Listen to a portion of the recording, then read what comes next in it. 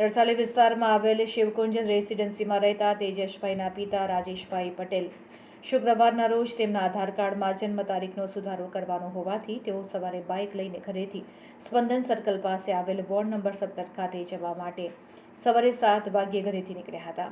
ત્યારબાદ સ્પંદન સર્કલ પાસે લાલબાગ બ્રિજ તરફથી આવતી એસટી બસના ડ્રાઈવરે રાજેન્દ્રભાઈને અડફેટે લેતા તેઓને ગંભીર ઈજા પહોંચી હતી.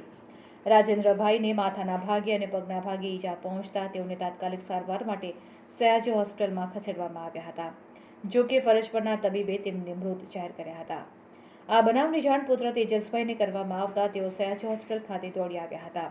ત્યારબાદ માંજલપુર પોલીસ મથકે એસટી બસના ચાલક વિરુદ્ધ અકસ્માત મોતની ફરિયાદ નોંધાવી હતી. જેના આધારે માંજલપુર પોલીસે એસટી બસના ડ્રાઈવરની ધરપકડ કરી હતી. ઘટના સ્થળના સીસીટીવી ફૂટેજના આધારે આગળની તપાસ કરવામાં આવી રહી છે.